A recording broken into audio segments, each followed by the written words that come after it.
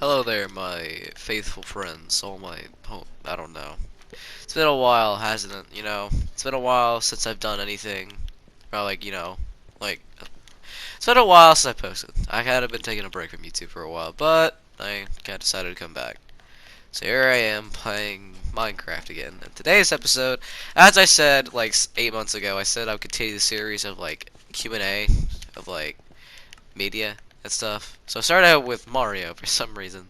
But I got a special request from one of my viewers to answer some questions about the Fnaf lore. Now, I'm kind of a Fnaf fan. I like the lore. I mean, like I play the games kind of but like it's intrigued me. Like honestly though, Fnaf has intrigued me for a long time. Just like the way it works, the way it's centered, just like the the questions that it holds deep inside of its lore and deep inside of its games. Even the books too. I mean, the books have got some. I mean, a lot of the answers today that have been about the Fnaf lore have come from the books. Also, disclaimer: I know this is actually me playing Minecraft, and you might hear me breathing or something like that. I don't know if you will. Don't mind that. Also, it could be pretty bad. Well, of course, I saw it because I played it. I was made the gameplay, but it's been a long time since I've played Treasure Wars, so I'm a little bit rusty. So don't comment on that, please. Anyways, back to what I was saying. So there's a few questions that are either up for debate or just never been answered, and I'm gonna give my opinion on what I think the answer is. So of course we know probably the biggest question of them all: what was the Bite of '87?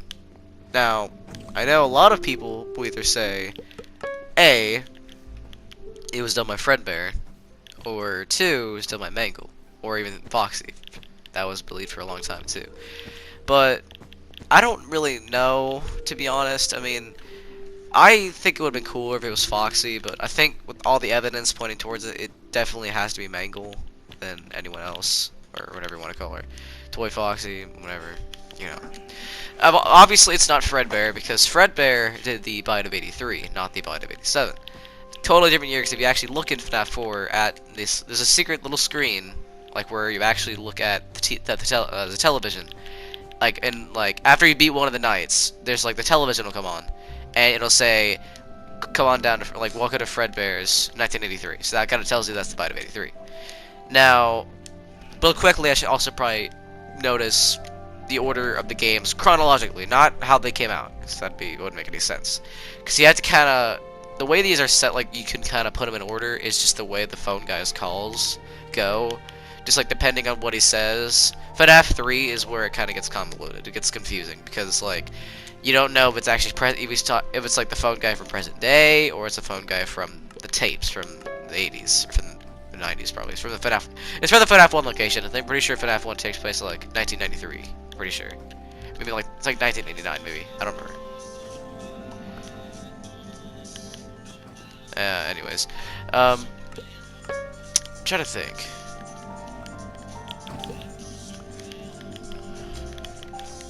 I am so sorry, my wonderful viewers. I had to cut the video, and I can still hear it now. My phone was going off. I didn't even realize. So don't mind that. And if I make any other noises, just don't mind that. Just focus on me talking. All right. Okay. So back to what I was saying. So, in the order that these games work, it's pretty obvious how it works. Is it goes from like, I don't know which comes first. Sister Location. I think Sister Location and FNAF 4 take place at the same exact time. That's what I'm getting from this. And that's at least what I think.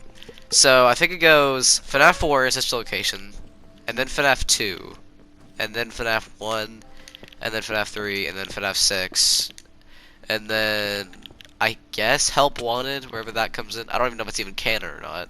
I guess so. I guess technically it would be.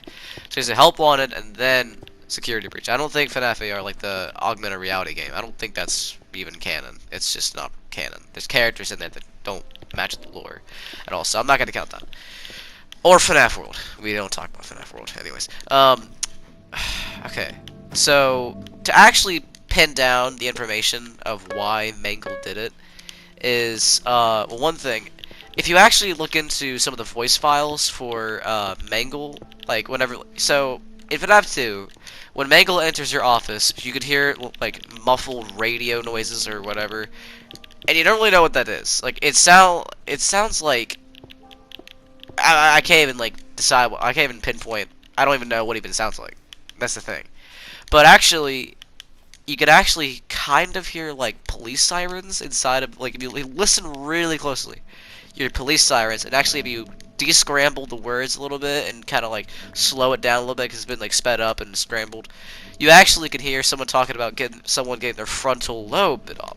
Frontal lobe is a very important part of the body in the FNAF lore because that's also the part where the crying child of it. Now I know people say his name's Evan or Chris. I'm not gonna say that because I don't even know if it's confirmed and that's what their names are. So I'm just gonna call him crying child. That's that simple. So that's just a little disclaimer. So to actually understand how is this even relevant? Well, think about it. It's a police report because you hear police sirens. It's someone talking about someone getting their frontal lobe bit off. So does this mean Mango did the bite of A3? No. It just means that someone else got their head bitten, got their frontal lobe bitten. Not by Fredbear, though, because at this point, Fredbear is I don't know if Fredbear's be closed or not. I think by this point, because Fredbear's closes in 1983 with the bite of 83, and then a couple years later, we get in 1987, or no, sometime after 1983, but before 1987, we get Fnaf 2. That's where we get Juniors. It talks about it in Fnaf 6. So, anyways. So is right now the evidence pointing towards Mangle being, I am sick also, I think I might be catching something, so if I sound like my nose stuffed up or something, don't worry about that. Okay, I give a lot of disclaimers, I don't know why I do that, I'm just a very self-conscious person, I guess. I don't know. Anyways. As I was saying. Any other evidence, I mean, I don't know, to be honest. I mean, we know that it's not. So, who exactly is the victim of the bite of 87? Well, actually, turns out it is. I think it's the day shift worker. Not you don't actually play them. It's weird because like it says in the paycheck that you play as Jeremy Fitzgerald. So a lot of people think it's either. A lot of these Michael Afton, which is the crying child's older brother, and also you play as him in FNAF 6 and Sister Location. That's what you play as. That's the only confirmed games where you play as Michael Afton. Now they're saying FNAF 1 and FNAF 2 and FNAF 3 as well, but I don't know about that. That's not confirmed. But as I was saying, so essentially, apparently, the guy who got bit, who was frontal lobe bit in 1987, was I think it was either either Jeremy Fitzgerald or Fritz Smith. I don't know which one exactly. Pretty sure it was Fritz Smith because he was the day shift worker. He was the worker before. I think he plays Michael Afton in Night 6 and Night 7, but in Night 1 through 5, I think he plays Jerry Fitzgerald because it says Jerry Fitzgerald. But I don't know. It's weird. I don't know. It's confusing. But Fritz Smith, the guy who works before either Michael or Fitz or Jeremy or both for that matter, so he gets his frontal lobe bit in the daytime when Mangle attacks him, bites his frontal lobe, and that causes the restaurant to be shut down. And then that leads to the toy animatronics getting scrapped. Now, not all of them, though, mind you. The only ones you don't are the withered animatronics and the puppet. Because we see the puppet later in FNAF 6, and she's completely fine, you know. So, but the withered animatronics, which, okay, it's very confusing. They actually didn't come from the FNAF 1 location. They actually go to the FNAF 1 location. So, there was actually a Freddy's location, a Freddy Fazbear's Pizza, before FNAF 2. That's why it's called Juniors. It's like the reopening of Freddy Fazbear's. We just don't see it in the games. That's the thing. And that's why, like, the FNAF 2 withered animatronics look a little bit different from the FNAF 1 normal animatronics. Like, they don't look actually like... They look like the same character, just, like, different designs, kind of. Like, almost like knockoff brands. Well, that's the thing. In FNAF 1, they were remodeled. They were completely rebuilt and with pieces. That's also why you see Foxy in FNAF 1, how he kind of looks like broken, like how his legs are gone and everything, because they weren't actually able to fully fix him and stuff. I don't know. Scott is like it's like the biggest troll ever. So yeah. As I was saying, I had to cut out again. I have a lot of cutouts of my videos. I don't know why. I just do. Anyways, as I was saying, so when the animatronics get shipped over to the just, I guess, like, crates, like, just shipping crates, I guess. And it says in the newspaper after night 5, it says, the withered animatronics will be sent over to a new location in hopes of either, just keeping them there or hopefully reestablishing, building a restaurant. That's what they do. So, skip ahead, I think, let's see, I think 2 years. So we go from 1987, when it closes, to when the juniors close, when the FNAF 2 location closes. Then we get to FNAF 1 in 1989.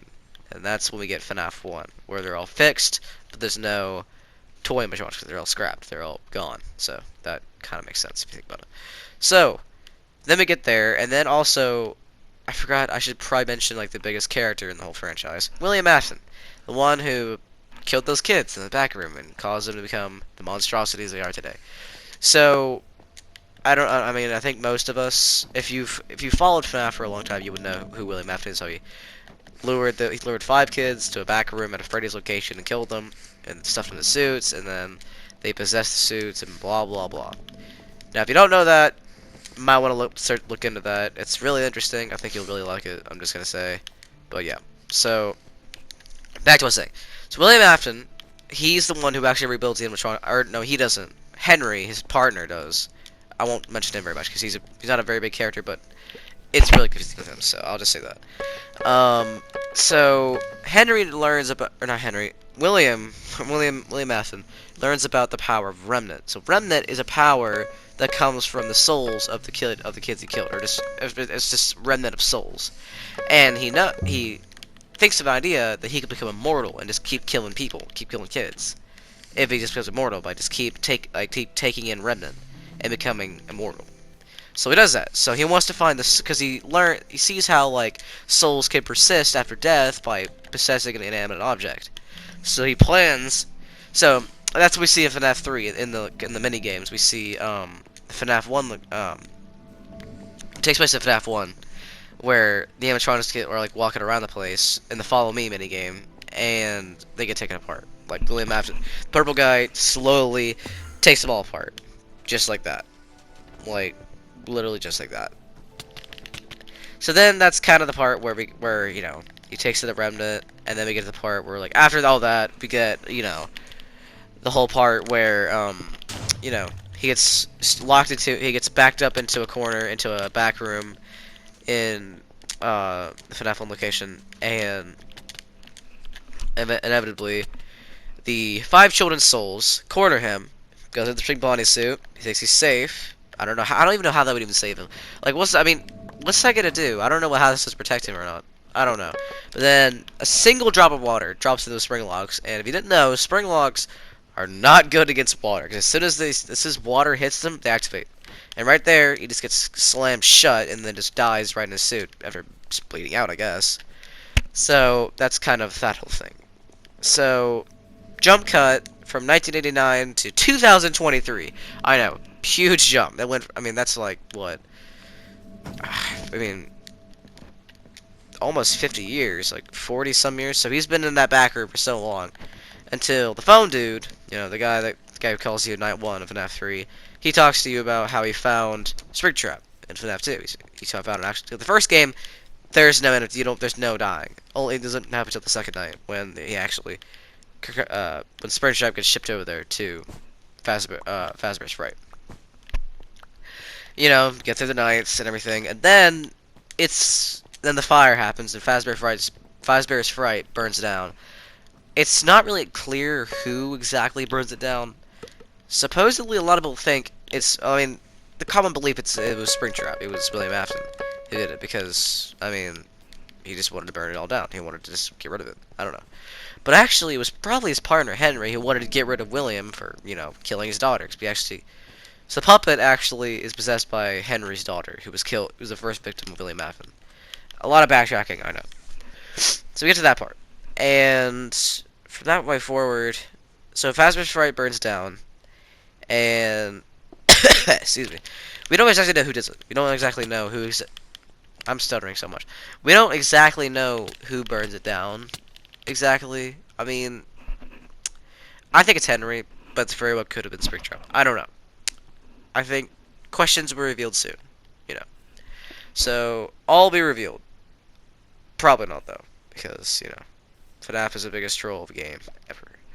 Just to tell you that right now. Anyways, now jumping over to Pizzeria Simulator. That came out in 2018, the summer of 2018. And essentially, the whole premise of that is, it seems kind of friendly, you know. It's just like you build your own pizzeria, you know, build your own Freddy Fazbear's, and you know, you build your own Freddy Fazbear's location, and you know, get customers, do task, and then like you can like bring in like scrapped animatronics, and see if you want to scrap them for good stuff, or just like want to salvage them, try to put in your restaurant. But there's a chance they might just break free, and then as the night, when night comes, they'll try to kill you. And that includes, I think there's 5 scrap animatronics. Let's see this though, and they all have like essentially it's like every single FNAF character we all know, essentially. So we start out with, of course, Scrap Trap, who is Springtrap, is the same character. For some reason, they're 2 different characters, but they're still the same person. It's still, well, I don't know. It's a theory. We don't know if it's actually William After or not. We don't know if he survived the fire. Some people think it's actually not him, but it's just rather it's just like, you know, some kind of like AI visualization of him. I don't know. I'm not gonna get into that very much. So, the Scrap Trap, who is, I guess, the leftover of the Spring Trap, of course. Then we get Molten Freddy, which is essentially just all the Funtime animatronics molded together into like one giant amalgamate, essentially. You get Scrap Baby, which she was kicked out of Molten Freddy's body. Because it was originally entered, but then Baby gets kicked out, and then Funtime Freddy kind of just takes over instead. So it's Ballora, Funtime Freddy, Funtime Foxy, essentially. Then we get Lefty, which Lefty was a animatronic bear made to hold the puppet, it was made by Henry to hold the puppet inside of it. Which I don't know when the puppet went from 1987 to 2023. I don't know how that kind of correlates or like, you know, goes by. I don't know. It's really weird. So then you get through a couple nights, and eventually, what do you know? Another fire. Another fire happens in the building. So, but this time it was for sure made by Henry. Henry makes a whole monologue about how, you know, how he's gonna burn the place down, and how like he says like there's some of them will find peace, but then again some of them will have like the darkest bit of hell, but you know, that kind of stuff. So it burns down, but you'll find out later that, you know, it didn't really work. So that's just something. So as I was saying, so the Pizzeria Simulator location burns down, with Henry supposedly dies because he sits he's in the building, and then Michael Afton might also die too because he's night guard in that game, so he probably dies too. Maybe, most likely, I think he's dead. But we'll find out later. It didn't really work. So we're gonna jump on over to Help Wanted. Help Wanted is kind of where the new generation. After FNAF 6, like that's when like the original game series kind of ended. So now I got a whole new line of stuff. This is like the aftermath of William Afton, I like to call it. It's when like William Afton burned when he supposedly died. So essentially, FNAF Help Wanted was a VR game that came out, I think, back in 2019. And essentially, the whole purpose of it was like kind of like a VR training exercise for like new employees for Freddy Fazbear's, or it was an old tape or something like that. And essentially, you go through, you know, you maintain different animatronics without getting killed, of course. You know, do the normal thing, kind of like we did in this location with Funtime Freddy, kind of like that. So, but we learn later in the game as you get through that there's like a error, like a glitch inside the system that's like this contains the soul of William Afton, and he's called Glitch Trap. And we learn that he's able to possess and manipulate others to join his cult or something. And that's where Vanny comes in, which she will be important in the next game after this. But she's not really important in this one, but she gets introduced in Help Wanted. But she returns in Security Breach in the newest game that came out this year. It came out like last month, I think. Yeah, last month. So we get that. So inevitably, there's different endings, you know. I don't know much about Help Wanted. I didn't play it. I didn't really read much into it. To be honest. I can't really think much of it, but essentially, Vanny is possessed by William Afton, essentially, and she eventually just goes crazy. She goes insane, and we see her again in Security Breach as like a, I guess she's like a night guard, I guess. But then eventually she turns into Vanny and she turns evil. So Security Breach, the newest game. I think a lot of people know about it already, but so I won't really get much into like what's about. I'm just trying to go into like, I'm really just following the story of William Afton here. That's what I'm trying to follow. Cause I'm trying to follow some information about the 5 missing kids. So we actually do see in the basement. We see it's actually the remnant, the remains of the Freddy's. Shit. Sorry about that. Freddy's Pizzeria Simulator location. FNAF 6. FNAF 6 location. I should have said that. Okay, so that happens. So that's that. And 2 characters survive. Maybe more. I don't know. Molten Freddy survives. We see him. He's back in action. So he survives. Also, maybe I guess Scrap Trap, but now he's called.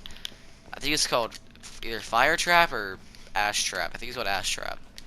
And he's more deformed and burnt. But a lot of people think that's not actually William Afton. That's just like the AI interpretation from like it's supposed to be like Glitch Trap, but it's like an AI interpretation of William Afton, essentially.